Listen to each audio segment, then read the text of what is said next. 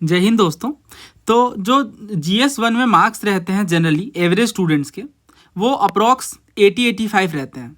But यहाँ से लेकर जो 105 या 110 तक जो मार्क्स रहते हैं टॉपर्स के, क्या डिफरेंस होता है आंसर्स में, इस वीडियो में GS1 के बारे में बात करेंगे और इसके बाद बाकी GS के लिए भी मैं स्ट्रेटजी ले आऊँगा। हर क्वेश्चन में 0.5 टू जो 1 मार्क्स बढ़ाए जाते हैं, उसकी क्या स्ट्रेटजी रहती है। और GS2 GS3 में बहुत सारे ऑप्शंस रहते हैं हमारे पास, जैसे हम कीवर्ड्स का यूज़ करते हैं और भी बहुत सारी चीज़ें हैं जिनसे मार्क्स बढ़ते हैं, जिसमें एक्रोनिम्स वगैरह भी शामिल हैं। बट GS1 एक स्टैटिक टॉपिक है, इस कारण यहाँ पे बहुत ज़्यादा कन्फ्यूजन आती है। तो स्टार्ट करते हैं। देखिए, सबसे पहली चीज़ ईयर का रेलेवेंस है, क्योंकि जो कॉपी चेक कर रहे हैं स्कॉलर, वो ऑलरेडी काफ़ी ज़्यादा उनका ज्ञान होता है हिस्ट्री में, और ख़ास तौर से फैक्चुअल डेटा उनके पास काफ़ी ज़्यादा होता है। जब आप ईयर मेंशन करते हो तो ये बहुत अच्छा इंपैक्ट डालता है आपके आंसर में। अगर आप बैटल ऑफ प्लासी के बारे में बता रहे हो तो ये ईयर लिखना ही है आपको। अगर आप बैटल ऑफ बक्सर की बात कर रहे हो तो ये ईयर मस्ट है, क्विट इंडिया मूवमेंट के लिए ईयर मस्ट है। बाकी जो इंपॉर्टेंट क्रोनोलॉजी है, जो बाकी मूवमेंट्स हैं, वो आपको ध्यान में होने चाहिए, और ये प्रीलिम्स के टाइम पर ही हम रिवाइज करते हैं। इसकी कंपाइल्ड लिस्ट मैं आपको सफलता बैच में भी प्रोवाइड करूंगा और टेलीग्राम चैनल यूट्यूब में भी प्रोवाइड करूंगा। ऑफिशियल एक्ट नेम, इस चीज़ को मैं टॉप पे रखना चाहूँगा। सबसे ज़्यादा महत्व इसी चीज़ का है, और इसका क्या मतलब है ये मैं एग्जाम्पल से समझाऊंगा। जैसे एक कोई पर्सन उन्होंने लिखा, राजा राम मोहन रॉय का जो एफर्ट्स है वो सक्सेसफुल हुआ जब विलियम बेंटिक ने सती की प्रैक्टिस को अबॉलिश कर दिया। इसकी जगह पे अगर कोई लिख रहा है, the practice of sati was outlawed in 1829 by regulation 17 of Bengal act, और उसके बाद आप बताओ कि इसमें राजा राम मोहन रॉय का एफर्ट है या फिर जो भी आप बताना चाहो। ये जो पॉइंट है ना, रेगुलेशन 17 ऑफ बंगाल एक्ट, ये खुद का UPSC का ही क्वेश्चन है, कंबाइंड जियो साइंटिस्ट का। अब ये चीज़ ऑलरेडी स्पेक्ट्रम वगैरह में भी आप देख सकते हो। इस चीज़ से आपको +0.5 या +1 मार्क्स का गेन होगा, क्योंकि एग्जैक्ट आपने फैक्चुअल बात लिखी और ये ऑफिशियल एक्ट का नाम है। ठीक है, और भी एग्जाम्पल लेके समझाता हूँ। अगर आपने वर्नाकुलर एजुकेशन की बात करी, और अगर आप डेलहौजी के वर्नाकुलर एजुकेशन की बात करो, तो आप डेलहौजी के माइन्यूट्स के बारे में बात करोगे, या और भी जो ऑफिशियल एक्ट्स हैं। जैसे अगर लोकल फाइनेंसेस के डिसेंट्रलाइजेशन की बात है हिस्ट्री में, तो वहाँ पे आप बताओगे कि लॉर्ड मेयो का रेजोल्यूशन। न्यूज़पेपर की बात हमें पता है कि जब मॉडर्न हिस्ट्री में हम पढ़ते हैं न्यूज़पेपर के बारे में कि काफ़ी सारा प्रेस पर पाबंदियाँ लगाई जाती हैं ब्रिटिशर्स के द्वारा, उस टाइम पे हम एक्ट का मेंशन कर सकते हैं। जैसे newspaper incitement to offence act 1908, इसके तहत बैन लगाया गया प्रेस पर। एक नॉर्मली आप बता रहे हो कि हाँ, रिवोल्यूशनरी एक्टिविटीज़ को कर्व करने के लिए बहुत सारे मेजर्स लिए गए, जिसमें एक तो ये था कि प्रेस पर रोक लगाई गई, और एक आप लिख रहे हो कि न्यूज़पेपर इंसाइटमेंट एक्ट के कारण 1908 के कारण ऐसा हुआ। ये डिफरेंस हो जाता है, तो इसकी लिस्ट में भी आपको प्रोवाइड करूंगा। मैपिंग की बात करते हैं। आप मैपिंग के थ्रू भी मार्क्स को इंक्रीज कर सकते हो, लेकिन बहुत लोग गलत तरीके से या तो मैप को दिखाते हैं, या फिर कई बार ऐसा होता है कि उन्हें एग्जैक्ट स्ट्रैटेजी नहीं पता। तो इसके लिए कुछ एग्जाम्पल्स हैं मेरे पास। जैसे एक तो एग्जाम्पल है इनका,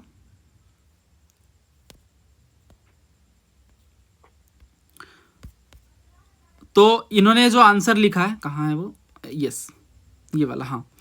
तो ये सफलता बैच ऐसी ही हमारी, जिसमें मैं क्वेश्चंस प्रोवाइड करता हूँ और मैं पर्सनली कॉपी चेक करता हूँ। ठीक है, इस कारण से 20-25 सीट ही बस हम रखते हैं। तो इसमें ऐसा है, जो 1857 वाला ये क्वेश्चन है, इसमें ये पूछा गया था कि किस तरीके से ये वाटर साइड मूवमेंट रहा और इसके बाद ब्रिटिश पॉलिसीज किस तरीके से चेंज हुई। मैप इन्होंने ड्रॉ करा है। अब मैप के साथ, वैसे ये मेंस लिखने वाले कैंडिडेट हैं, ठीक है, इनका काफ़ी स्ट्रॉन्ग होल्ड है प्रीलिम्स में भी, और काफ़ी ज़्यादा अच्छी स्ट्रैटेजी भी, आंसर भी आप देखोगे। तो इसमें इन्होंने ये मैप ड्रॉ करा। ठीक है, अब मैप के साथ जब आप लिख ही रहे हो ना, तो बस एक सेंटर लिखकर ये सही तरीका नहीं है, राइट। हमें एटलीस्ट मेजर सिटीज़ को दिखाना होगा, जिसमें अवध, जगदीशपुर, झांसी जो भी है हमारे, क्योंकि इससे क्या होता है, आप 1857 की रिवोल्ट की बात करो, अगर आप मेजर स्टॉर्म सेंटर्स दिखा रहे हो, तो आप वहाँ पे समझ लो +0.5 या +1 मार्क्स का गेन है। तो इस तरीके से सही मैप की स्ट्रेटजी आधा अधूरा आपको नहीं करना है। ठीक है, वैसे ये भी बहुत अच्छा है, बट मैं आपको बता रहा हूँ और बेटर वे में आप कैसे प्रेजेंट कर सकते हो। और भी चीज़ें हैं जो मुझे समझानी है मैप के अलावा भी। जैसे एक तो चीज़ है कि हाँ, एग्जाम्पल वगैरह की भी बात है कि राइट एग्जाम्पल कैसे प्रस्तुत करें राइट प्लेस में। जैसे ये भी इन्होंने भी इंटरव्यू दिया है, सफलता बैच से, ये भी हमारे। अब इनका भी आंसर आप देखोगे, काफ़ी अच्छी स्ट्रेटजी है। ठीक है, गांधी जी के बारे में इन्होंने बताया है, और इसके साथ ही हाँ, एग्जाम्पल के साथ। जैसे इन्होंने ये लिखा, जैसे क्वेश्चन मैं पूरा बता देता हूँ कि किस तरीके से हमारी इंडियन इंडिपेंडेंस डिफरेंट होती बिना महात्मा गांधी के। ठीक है, PYQ है यूपीएससी का ही।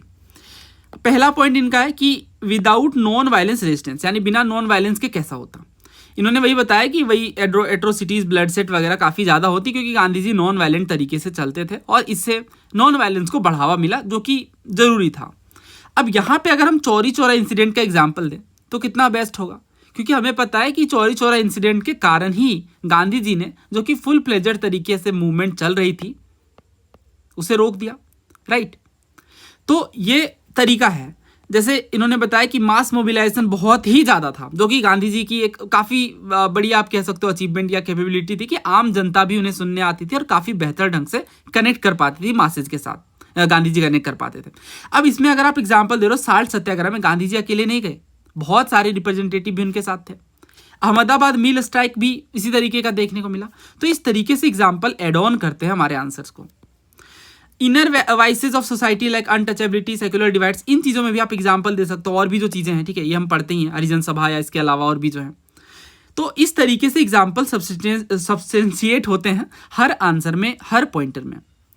तो ये कुछ बातें थी। इसके अलावा हाँ, ये 5 पॉइंटर थे। अब देखिए, सोसाइटी में मुझे बताना, ये कीवर्ड्स का रोल भी काफ़ी ज़्यादा है। मेजरली आप सोसाइटी वाले क्वेश्चंस में इन्हें यूज़ कर पाते हो। तो जैसे अगर आप लिख रहे हो कंपोजिट कल्चर, हमें पता है कि हाँ, ये हमारे कॉन्स्टिट्यूशन में भी मेंशन्ड है। राइट, इसके अलावा लिंग्विस्टिक माइनॉरिटीज, ये भी हमारे आर्टिकल में है। कल्चरल रिलेटिविज्म, ऐसे काफ़ी सारे कीवर्ड्स हैं और इनमें जो सोशोलॉजी ऑप्शनल है उन्हें एज मिलती है, बट इसके अलावा बेसिक हम प्रिपेयर करके रख सकते हैं कीवर्ड्स की लिस्टिंग, और उन्हीं के अकॉर्डिंग हमें प्रिपेयर करना रहेगा। तो इस तरीके से कीवर्ड्स का रोल रहता है। एक और पॉइंटर जो है हमारी, वो है सबसे ज़रूरी, स्कॉलर्स। एक कोई बात आप लिख रहे हो, मान लो ये 1857 के रिवोल्ट का ही जो क्वेश्चन था, काफ़ी सारे सवाल आए वैसे 1857 के रिवोल्ट के ऊपर। अब अगर आपको इंट्रोड्यूस करना है, इंट्रोडक्शन में आप अगर 1857 के रिवोल्ट के बारे में बता रहे हो कि क्या सिग्निफिकेंस रहा, किस तरीके से ये टर्निंग पॉइंट बना, अब वहाँ पे अगर आप किन्हीं मेजर स्कॉलर का ओपिनियन लिख रहे हो, जैसे सुमित सरकार जी हैं या रोमिला थापर जी हैं या बाकी जो हिस्टोरियन जिन्होंने 1857 के रिवोल्ट पर काफ़ी एक्सटेंसिवली लिखा है, और अगर आपको उसके बारे में क्लैरिटी है तो डेफिनेटली आप उन्हें यूज़ कर सके एज ले सकते हो। राइट, तो ये भी एक इम्पॉर्टेंट तरीका है इंट्रोड्यूस करने का। जैसे अगर आप सावरकर जी की जो बुक है उनसे शुरू कर सकते हो 1857 के रिवोल्ट के बारे में, क्योंकि उन्होंने फर्स्ट वॉर ऑफ इंडिपेंडेंस इसे बताया। राइट, तो इस तरीके से आप इसे यूज़ कर सकते हो, बट वही शर्त है कि आपके पास ये चीज़ें अगर रेडीमेड प्रिपेयर्ड है तो काफ़ी ज़्यादा आसानी होती है इन चीज़ों को एग्जाम में लिखने में।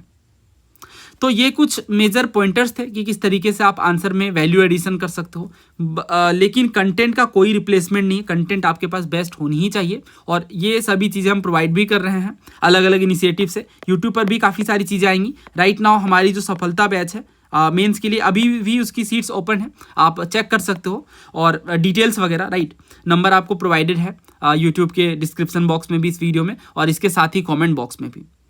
उम्मीद है आपको इस वीडियो से हेल्प मिलेगी। और क्या आप चाहते हैं कि मैं इस सीरीज़ को GS2 और बाकी GS के साथ कवर करूं, और इसके अलावा अगर आप लाइव आंसर राइटिंग की जो स्ट्रेटजी मैंने बताई कि हाँ किस तरीके से आंसर राइटिंग हो रही है वीडियोस में या हमारे बैचेस में, इसके अलावा जो आंसर्स हैं उसे भी मैं चेक कर रहा हूं, तो इस चीज़ पर भी काफ़ी सारा वैल्यू एडिशन हम निकाल सकते हैं। तो उन चीज़ों के साथ भी मैं आगे बढ़ूंगा यूट्यूब में। धन्यवाद, जय हिंद।